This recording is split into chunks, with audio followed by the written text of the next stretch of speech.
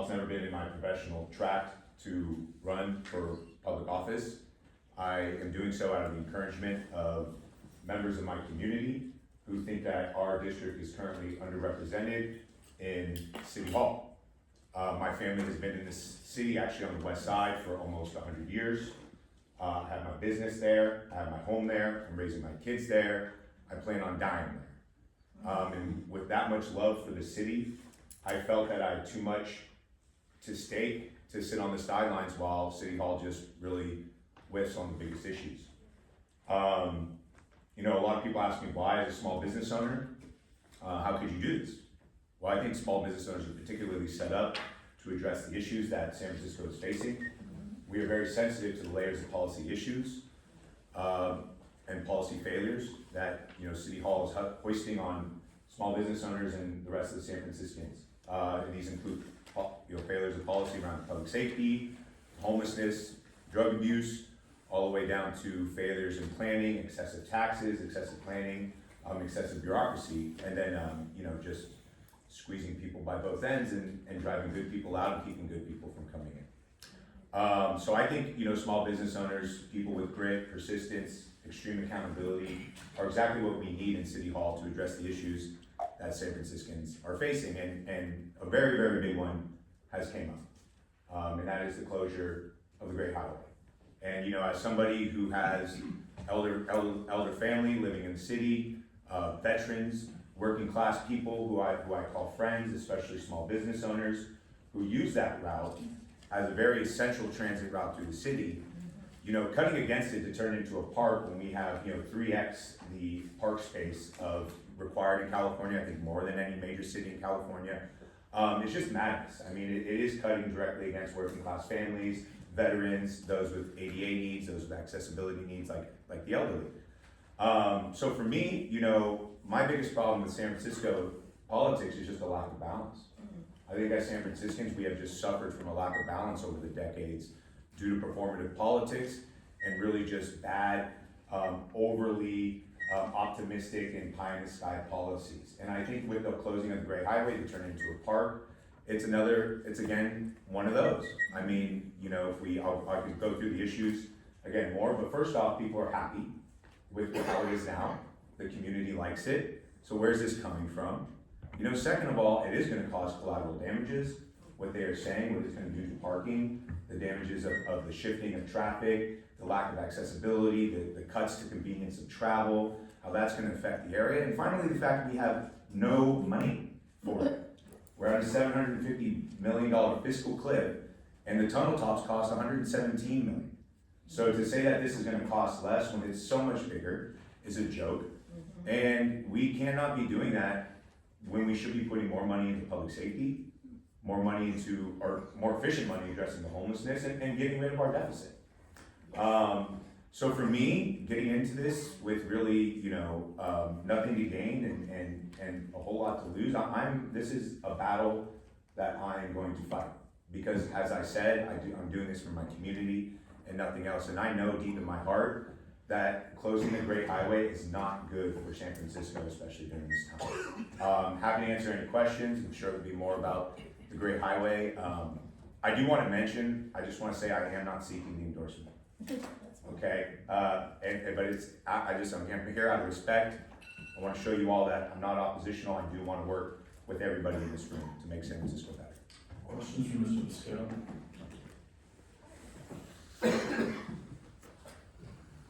Okay.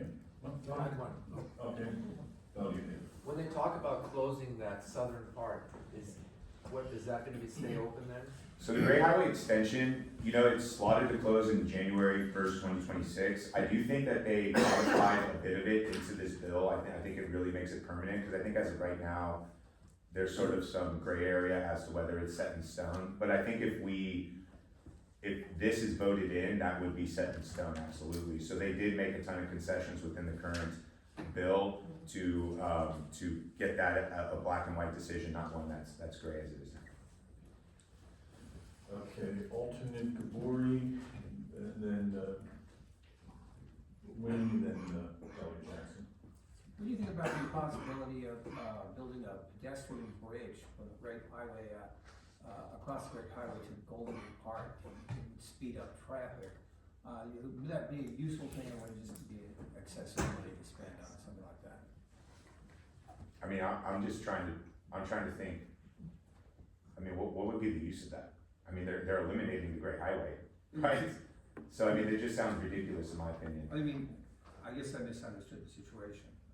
I thought that portion was going to, if it did stay open instead. No, they're planning to close the upper Great Highway, full use of cars. So, I mean, at that point, there's no need for a bridge because there'll be no cars, you know, and I don't think, I mean, for what we need to do for traffic, to relieve the traffic, the collateral damages to car travel, it's not building a bridge, it's for sure.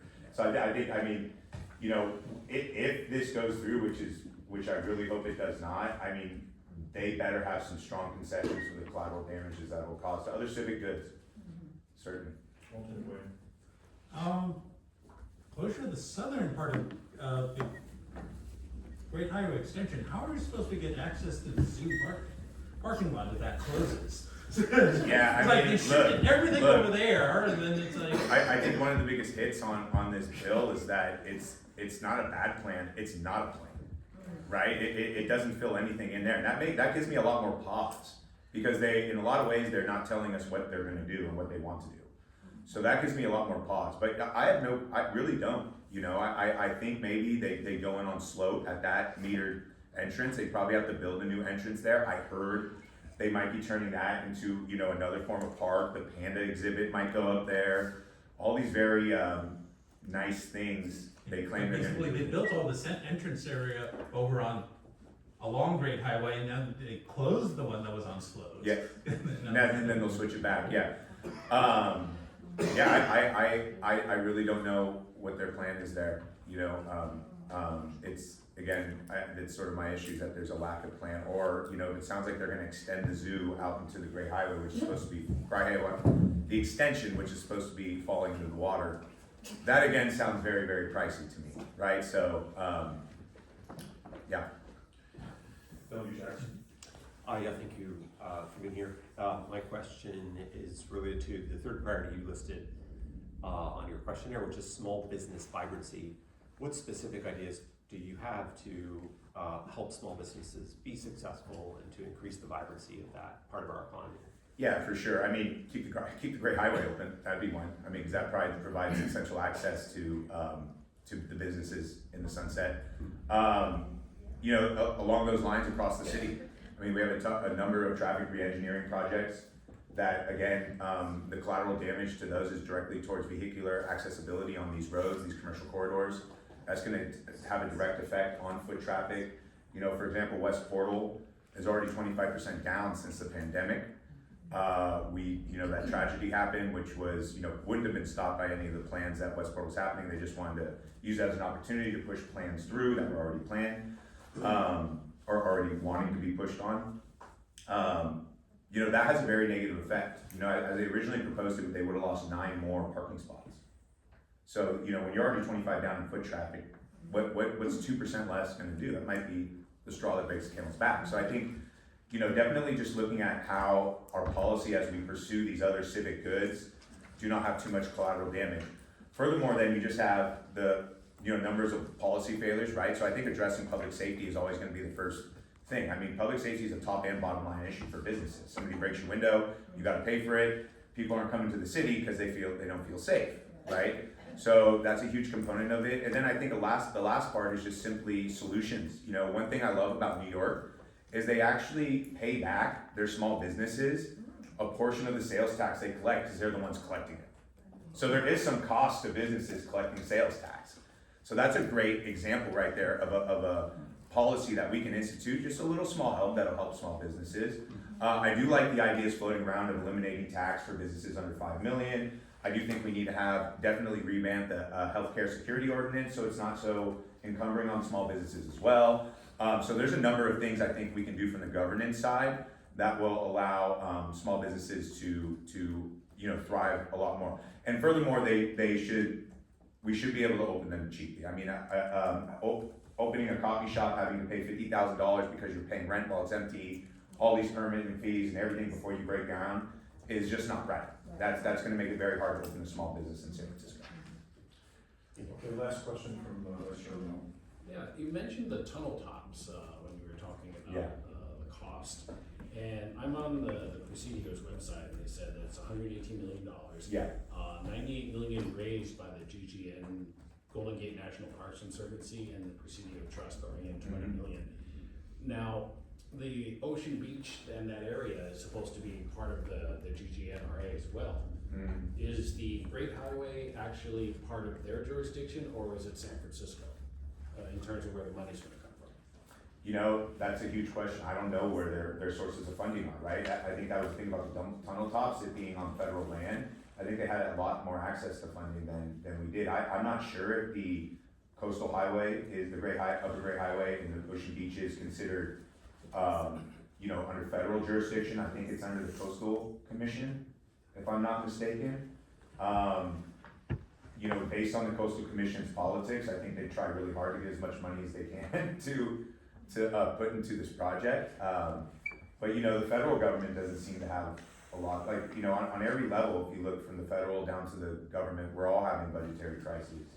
So, you know, even if we're pulling it from somewhere else, are we really being responsible stewards of, you know, San Francisco, our state and our nation?